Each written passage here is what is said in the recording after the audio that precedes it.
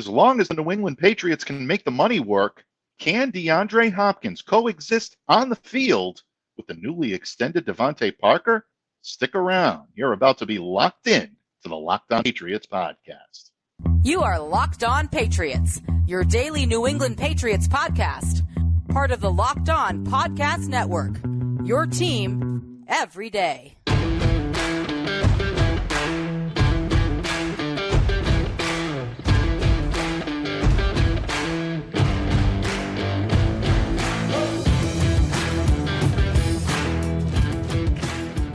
Hello to all of you Foxborough faithful. Welcome to the Locked On Patriots podcast. We are a proud part of the Locked On Podcast Network, your team every day. So subscribe or follow for free on YouTube or wherever you listen to podcasts to ensure that you get the latest episode as soon as it's available. I'm your host, Mike Debate, and I cover your New England Patriots for Patriots Country of Sports Illustrated. So reach out to me and let me know what's on your mind on Twitter at MDABATE-NFL. And while you're out there showing some love to the Twitterverse, please be sure to follow the Locked On Patriots account as well at LO_Patriots. That's fans, we are through another week here on the pod, and I thank you all for joining me, spending part of your weekend here on Locked On Patriots, and of course for making us your first listen every day. A special shout out to all of you Locked On Everydayers out there. Those of you who make Locked On Patriots possible, all of you loyalists out there, my unending gratitude to you. As always, I remain honored. I remain humbled by your support. And Pats fans, yesterday here on the pod, the Pats Cap showed us all why he is indeed the pharaoh of Foxborough finance, dropping all kinds of knowledge on why the Patriots' recent extensions of both DeVante Parker and Ja'Whaun Bentley are big wins for the Patriots' salary cap situation, even if they still want to sign five-time All-Pro DeAndre Hopkins. We're going to get back to that in just a moment, but what about Hopkins' ability to coexist with Parker on the field? After all, these two have similar skill sets. Both of them are top-level wideouts. They're ex-receivers, meaning that they both align at the line of scrimmage. So the question becomes, can Bill O'Brien make it all work on the field? Well, to help us answer that question, we're going to welcome in the resident voice of reason here on Locked On Patriots. My good friend, my Patriots paisan, Steve Balestrieri of PatsFans.com is going to join the fun here in just a moment.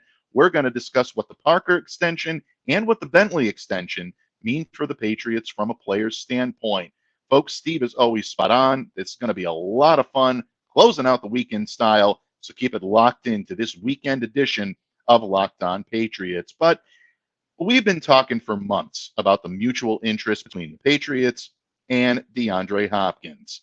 Done several shows on it. You might be a little tired of hearing about it, but bottom line, two ESPN NFL insiders made things a little bit more interesting on Friday morning. That interest seems to have materialized into a legitimate contract offer, which we had all speculated had happened, but now apparently it looks to be all but confirmed. And of course, we know DeAndre has made two free agent visits so far, one to the Patriots a few weeks ago and the Tennessee Titans. And apparently, he's mulling actual contract offers from these two teams. On Friday morning, ESPN's Dan Graziano kind of got the ball rolling on this. On the Friday episode of Get Up, he said, quote, DeAndre Hopkins has contract offers from the Patriots and the Titans. He'd like to have something in place before training camps start. And that's interesting because just a couple of days earlier, his ESPN colleague, Diana Rossini, said something similar, and she shared that she was told by sources close to the situation that Hopkins was going over both offers from the Titans and from the Patriots. Now, we know the Pats already made that initial offer to Hopkins. It's apparently in the form of a dedicated contract, and it's clear that the Patriots had the money to sign DeAndre. They still do. They always did. They didn't need these extensions of Parker and Bentley to do it. But that doesn't mean that these transactions won't help the Patriots sweeten the deal a little bit. So Graziano addressed that as well. And he said, quote, those moves are to clear up cap space, especially when they're done this time of year. It may well be that cap space is intended for DeAndre Hopkins. They're very serious about him. And it's good to hear that the Patriots are serious in their pursuit of DeAndre Hopkins. I think we all assume that. Now, I respect Dan's opinion here, but we know from our visit from Miguel yesterday, and I can sense all of you everydayers right now nodding your heads, that they did not extend Parker or Bentley simply to clear up cap space. At least that wasn't the primary reason for them to do so. But I think we can all agree, Miguel included, that they can benefit from it. Positive news there. Now, DeAndre still could consider an offer from another quote unquote lurking team out there. We keep hearing those reports. Kansas City Chiefs, Buffalo Bills continue to be mentioned among these lurking teams that might want to throw their hat into the ring prior to the start of training camp. Baltimore Ravens maybe being another one to keep an eye on. The Cleveland Browns out there, the Carolina Panthers. We've heard all of these teams potentially attached to DeAndre Hopkins. But with a reported offer in hand for the Patriots and all of the logical dots that are connected here, there's no reason to not still consider the Patriots as the front runners in the DeAndre Hopkins sweepstakes. So the good news is, if you want to see DeAndre Hopkins in a Patriots uniform, nothing that's happened this week seems to have derailed those hopes. As Lloyd Christmas would say in Dumb and Dumber, there's a chance. And in my humble opinion, Pat's chances are a lot better than Lloyd's were in that movie. So, Pats fans, my Patriots paisan, Steve Balestrieri, is about to hop in here in just a moment. We're going to talk a little bit more in depth on D-Hop, and specifically how both he and DeVante Parker can coexist on the field and work well together within the Patriots wide receiver depth chart. We're also going to talk about Ja'Whaun Bentley's impact on the defense. He's got himself a new contract in hand. Will he be a team captain again? The defensive play caller? Steve and I are going to discuss all of that and more. So stay locked in to this episode of the Locked On Patriots podcast, proud part of the Locked On Podcast Network, your team every day. Folks, today's podcast is brought to you by our good friends over at FanDuel Sportsbook. Take your first swing at betting MLB on FanDuel and get 10 times your first bet amount in bonus bets up to $200. That's right, just bet $20 and you'll land $200 in bonus bets, win or lose. That's $200 that you can spend betting on everything from the money line to the over-under to who you think is going to hit the first home run. All on an app that's safe, secure, and super easy to use. Plus, when you win, you get paid instantly. There is no better place to bet on MLB than FanDuel, America's #1 sportsbook. So sign up today and visit FanDuel.com/lockedon to get up to $200 in bonus bets. That's FanDuel.com/lockedon. FanDuel, official partner of Major League Baseball.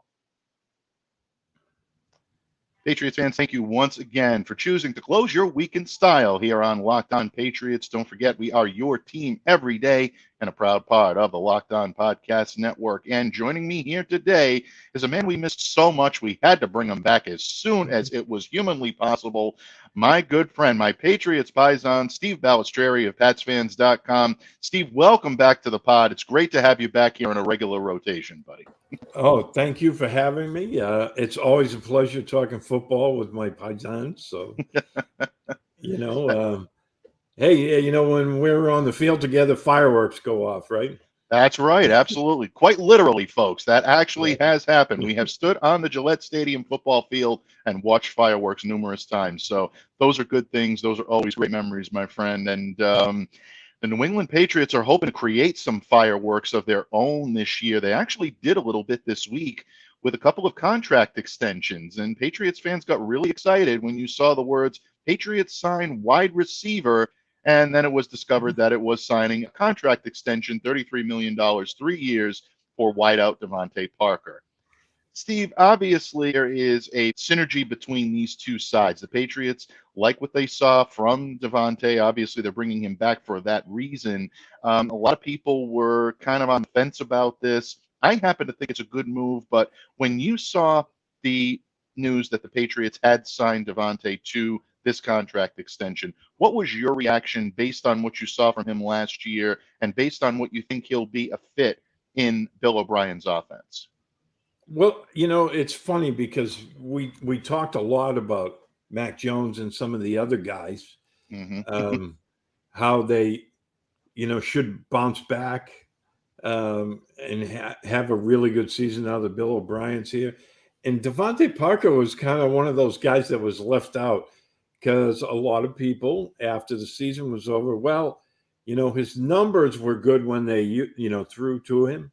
They were actually very good, but he didn't produce the way, we expected. And I think you could say that about everyone on offense last year. And we kind of forgot about DeVante was in the same boat. So, I think that the fact that they extended him out tells you all you need to know how they feel about him moving forward. I know that he misses a lot of time with injury, but when he was on the field, he was pretty effective. So the coaches know better than we do because they see everything firsthand. And maybe with Bill O'Brien at the helm, they're going to have good feelings about how much Parker can, produce this year under a better offensive system, having more people around that can catch the football and just being able to spread it around. So I kind of double back on my own self there, and I'm all for this. Yeah, I think in a lot of ways need to look at the big picture when it comes to DeVante Parker and re-signing with the Patriots. And then, of course, their pursuit of DeAndre Hopkins, which is still out there. And I'm going to get to that in just a moment. But just on its face, on the surface, this is a good move for the Patriots. It gives Mac Jones that viable, contested catch, red zone target that the Patriots really, I think, need in this offense from the wide receiver position. As good as Mike Gesicki will be in that role, he's still a tight end. I know people are calling him a glorified receiver, and I think there is some truth to that, but he's still going to align as a tight end. That's going to be 12-man personnel. So you want someone from the wideout position that can go up and bring down those 50-50 balls. Parker had his injuries last year. He's had his injuries throughout.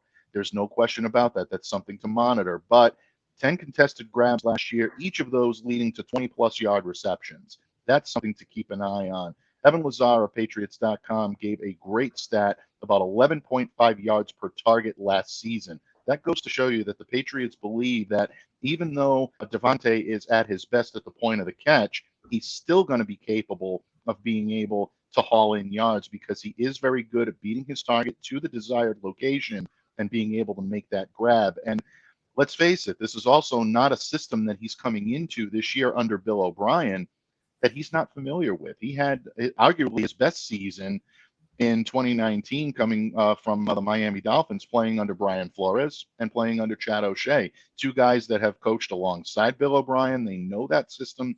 The Patriots use it well. That year, DeVante grabbed 72 catches, 128 targets, 1,202 yards, 9 touchdowns. You have to think that the Patriots and DeVante are hoping to rekindle some of that. I don't think they're going to get all of it, Steve, but I think just even a 3/4 fraction of that, I think is going to be something where the Patriots will take it, and they'll take it big time if DeVante is able to round into form this year under Bill O'Brien. Yeah, and it was funny because Derek Havens and I, on our own podcast, we were talking about what would happen if the Patriots signed DeAndre Hopkins and they kept Parker. And Derek was saying, you look at the red zone. Mm-hmm. Parker is a red zone, contested catch target. Hopkins is, Gesicki is, Hunter Henry is. That's a pretty good red zone receiving group right there, because these guys can catch the ball.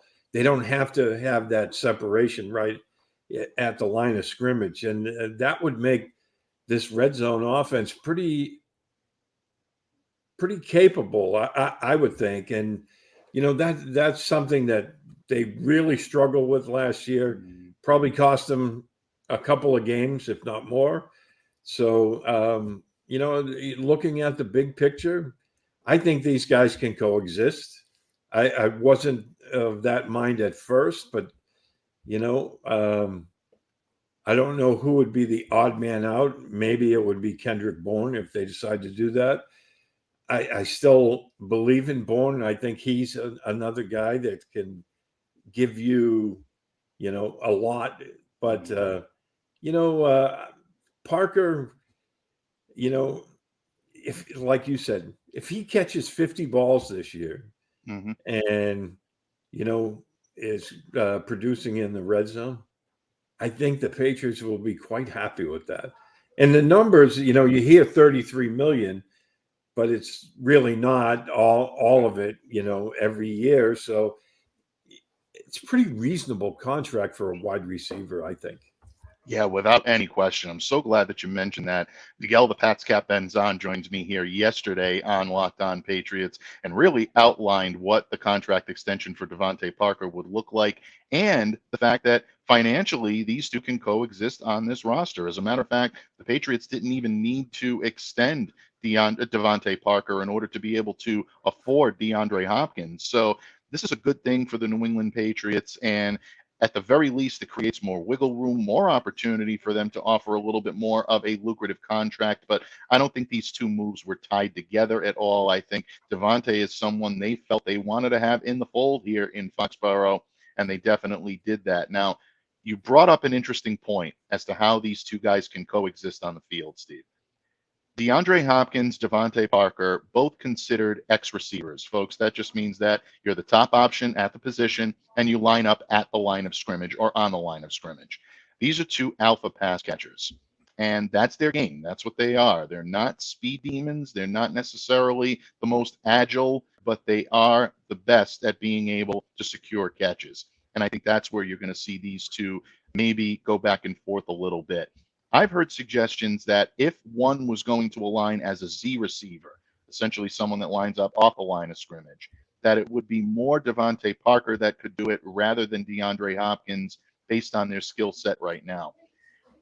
I can see the argument for putting DeVante in as a flanker. I know a lot of people are going to argue that he's not speedy enough to be a flanker, but I can't see DeAndre Hopkins doing it. Is this the only way that they can coexist?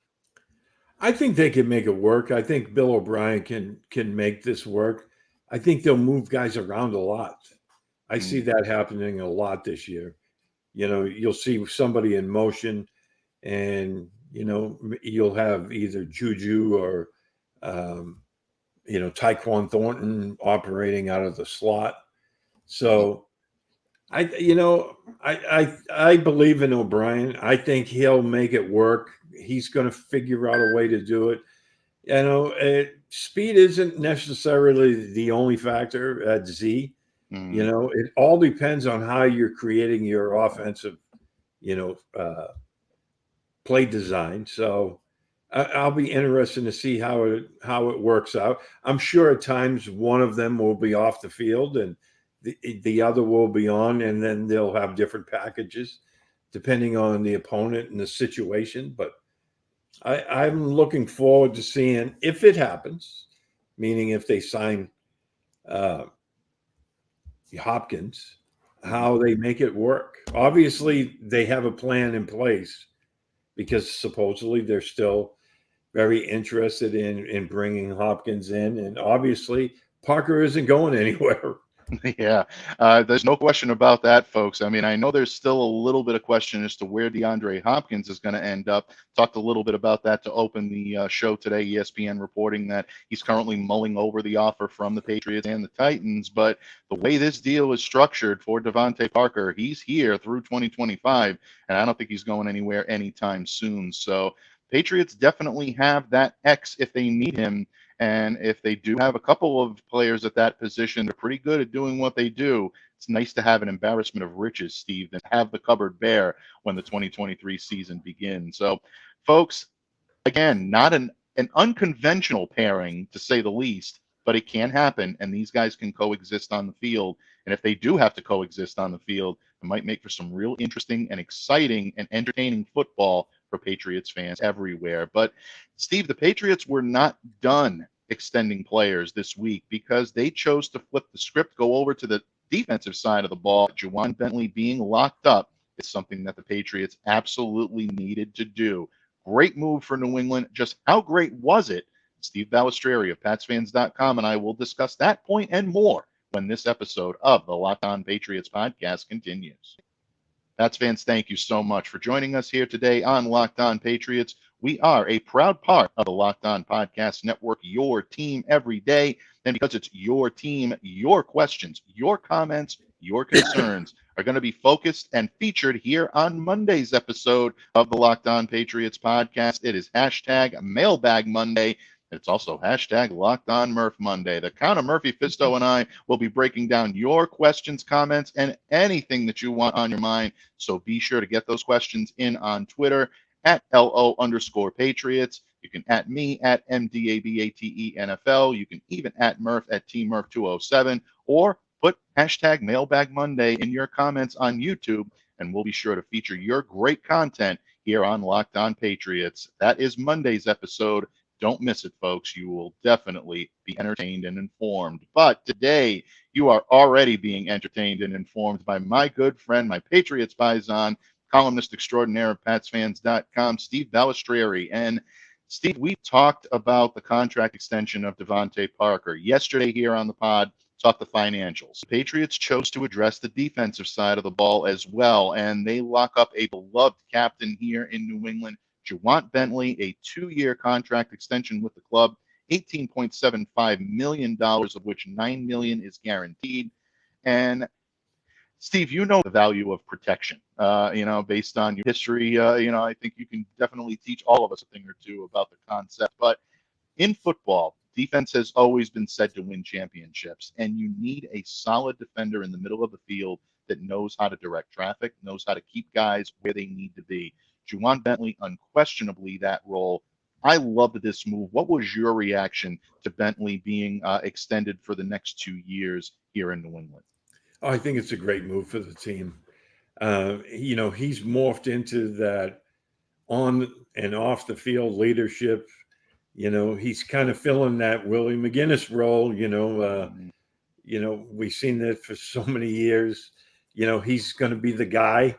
In the locker room, he's going to be the guy on the field. He's going to call the plays. That whole, center of the defense in your front seven. He's going to be the glue that holds everything together. He's becoming a extremely good playmaker. He had, I think it was 122 tackles last year. And, he provides that immovable object in the middle, and he's a thumper, especially on early downs, but he's shown he can cover now. He's developed into a decent coverage linebacker when he has to. And, his physicality, his athleticism, and, his knowledge of the defense, making sure everyone's lined up. I think it's a great move for them. I think he's the glue, that it sticks that front seven together. Without question. I'm so glad that you mentioned his ability not just to be used in early downs, which is where the Patriots really saw a lot in him coming out of college in his early years here in New England, but he's developed into quite the coverage linebacker. And I think you hit the nail right on the head there. The leadership, the experience, it really makes him a very important piece of the Pats roster. One of the reasons why he's been a captain 2 out of the last 3 years, ceding it only 1 year to Dante Hightower. And he's really taken the baton from Dante, and I think going to continue on in that role for a good number of years to come. The Patriots love Ja'Whaun. There's no question about it. And there's a lot to love there. His package-specific roles that he plays, but also giving him the opportunity to see the field a little bit more often than not is something that I think is going to be a great move. So I love this move again, folks, and I think the Patriots were smart to do this. Now, we've talked about Ja'Whaun having a very prominent role, and he'll continue to do that. A lot of people think that he may actually be used in more specialized packages this year. I, for one, am a proponent of that because I think it's going to accentuate his skill set.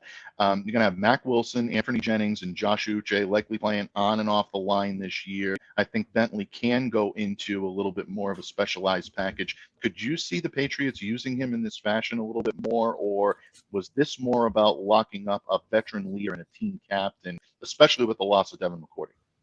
Yeah, I think it's a little bit of both. I mean, you have that veteran, And, we saw how they used, I should have mentioned him as well when I talked about Willie McGinnis, the role of the quarterback of the front seven there, Donta Hightower. We've seen the Patriots, use Hightower at times in a specialist role.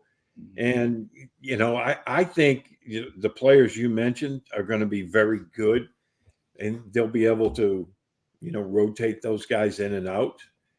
But another guy that I could see pairing up really well in what you say is a specialist role is, Mapu. You put Mapu on the field with Bentley and, in certain situations, and I think they'll be able to clean up out there because you have one guy that's an absolute thumper that can take on the big blockers, but you also have a guy that's athletic and, he hits a ton as well. When he's on the field, he hits like somebody that's Bentley size. So you got to love the move. And I agree with you. I think they're going to experiment with a lot of different looks this year. They talked about unicorns. Who knows? Bentley might be the biggest unicorn we ever seen.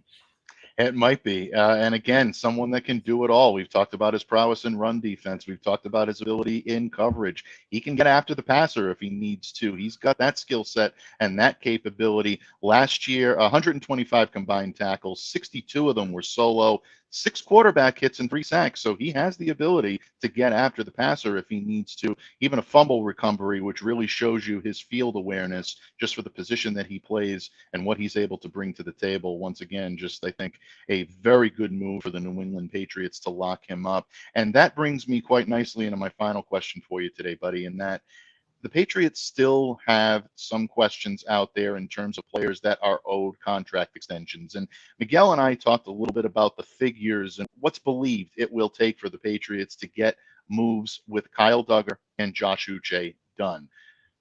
Miguel believes that Uche will be the first extended, then Kyle Duggar, and he kind of thinks Michael Wainu is more or less on his way out. Those are Miguel's predictions. I'm not going to step on them, or I'm not going to endorse them. Those are predictions right now. It gets a little way too early. But do you have any optimism based on the way that the Patriots are building this defense, not necessarily financially, but the way they're building this defense, that they may get something done with Uche or Duggar prior to the start of the season? Ooh, that's a great question. I think looking at the big picture, I think they'll attempt to get something done with both of those guys. Right. I think they'll be a little more cautious with Uche to see if last year was just an anomaly or did the light finally come on with him. I think we know the answer for Duggar. I think Duggar is rapidly becoming one of the better playmakers that they have on the entire team. And I think he's going to be your long-term solution. I think he's going to move to free safety a lot this year myself, but that's a conversation we can have at another time. But I think Uche, now if Uche starts turning in numbers like he did at the end of last year, he's going to be in for a huge payday. So maybe they're looking at him in the offseason saying, he has all the signs that he's going to continue that. Maybe they do try to lock him up early. I mean, you could go either way with this, but, last year, the last half of the season, that's when, everything started to fall into place for him. And we saw the player that they envisioned when they drafted him. But I'm not sure, you know how hardball they play it. They may just tell Uche, well, yeah, you had a great second half of the season, but can you do it again? But we're offering you the chance to stick around. You know what I mean? So Yeah. I think Duggar would be my first choice. Get him locked up and then see what happens with Uche during the season and try to lock him up mid-season. Yeah, I think in a lot of ways you make a very, very interesting point, especially with Uche. And that can be a double-edged sword. The Patriots may see what he's able to do on the field, especially in training camp, and say, yeah, you know what? This kid looks like he's ready to break out even above and beyond what we saw in 2022. Because of that, we want to try to keep him in the fold, and we're going to make him an offer and try to keep him here in New England. But Josh may be looking at it and saying, hey, if I keep playing at this level, I may be in line for a galactic type contract that I may not be able to get here in New England. So there is a lot to consider. Kyle Duggar's role, I think, is a little bit more, I don't want to say muted, but maybe a little bit more subdued on the national level than it is on the local level. You find local members of the media, colleagues of ours on the Patriots beat, that have nothing but glowing things to say about Kyle Duggar.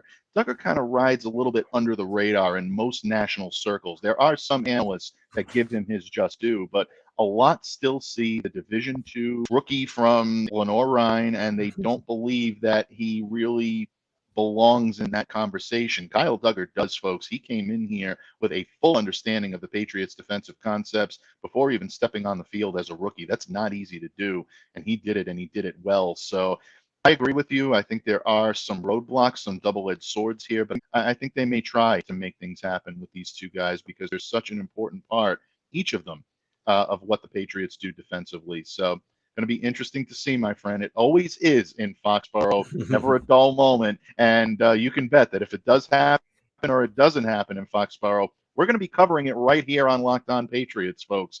And I hope to have this man alongside me for several of those conversations throughout training camp, throughout the season, as we continue to try to bring you the best coverage possible for your team every day. So, Steve, what can I say? Thanks again for joining me here today, for lending your reason, as you are the resident voice of reason. Don't forget, folks, you can catch Steve's written work at patsfans.com. You can always catch him on Patriots 4th and 2, a tremendous listen with Russ Goldman, Derek Havens, and, of course, yours truly, Steve Balestrieri. So, Steve, before I let you go, my friend, please enlighten everyone as to what we can look forward to in the coming week from the great pen, the great voice of Steve Balestrieri. Yeah, my Sunday column will be coming out in 2 days, and I'm going to be looking at the roster as it currently stands and seeing where they may need more help. I mentioned that last week, but I'm also going to mention some under the radar guys who people might not be looking at as a major contributor this year, and guys who I think may step up and, provide the Patriots with some added production. Absolutely. Find him on Twitter at SteveB7SFG, as the man said, and you can definitely catch him here on Locked On Patriots every now and then. And folks, don't forget, even though it's the weekend, get your questions in to Locked On Patriots at LO_Patriots, or tag Mailbag Monday in your YouTube comments for a chance to have your questions featured here on a very special Monday episode of Locked On Patriots. We'll be off in observance of the Tuesday holiday on July 4th, but we'll be back here on Wednesday as well. Just a few programming notes as you set your week, but we will be here on Monday for hashtag Mailbag Monday, alongside the Green King of Sting himself, Mr. Thomas Murphy. But in the meantime, folks, please continue to stay safe and stay well. Be the change you wish to see in the world. On behalf of my Patriots paisan, Steve Balestrieri, I'm Mike Debate. Have a great weekend, folks, and we'll see you back here on Monday on Locked On Patriots.